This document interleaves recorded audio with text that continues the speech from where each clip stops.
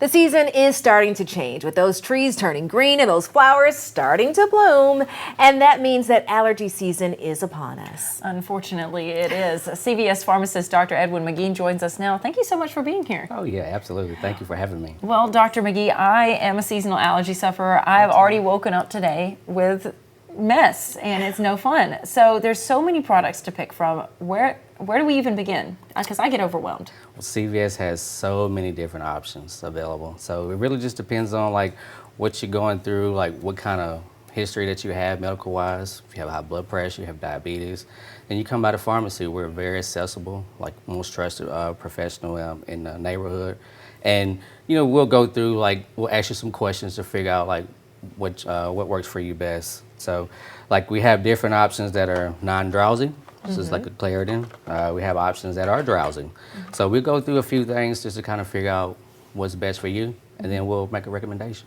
I have to say, I am also really bad when it comes to allergies as well because I have hay fever. And one of the things that I recently learned is that it all depends on when you take your medicine. So when is a good time to start taking the medicine? Well, peak seasonal allergies for Alabama is May, June, July in the time frame. So typically, if you know you're going to have seasonal allergies, you should go ahead and start taking it 3 to 4 weeks in advance. 3 to 4 weeks? Yes. Oh my God, I thought you were going to say like a day beforehand. Like now or the next 2 weeks. Like We need to start taking it now, folks. Yes, He has now. this stuff here. Do not wait. No, definitely. It's because they work at prevention. They work better at prevention. So if you go ahead and already have it in your system, then it's a lot easier to prevent it than trying to attack it when you're already going through those allergies. It makes sense. it makes a lot of sense. See, I'm awful about trying to, I feel like it today, I'm just going to take them today. And that usually doesn't work. But what if over-the-counter medicine doesn't help?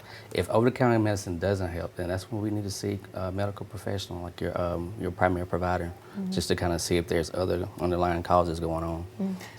Now, sorry. That's okay. I was just going to talk about some of the products that you bought here. So explain some of these things to us. You already talked about the non-drowsy and the drowsy ones as well, but what other ones do you have here? Here I have a steroid nasal spray that kind of helps with that inflammation in there. So these work together with the other two options here, so prevention. So those will do good there. We have a saline nasal spray as well that also helps flush out any kind of allergens that's in your nasal cavities. This is our favorite, a nasal decongestant. Sudafed works every 12 hours. It kind of gives you temporary relief. If you have that pressure and that congestion that's right there and there, you feel like you got hit by a truck. We know that. We know exactly. That helps there.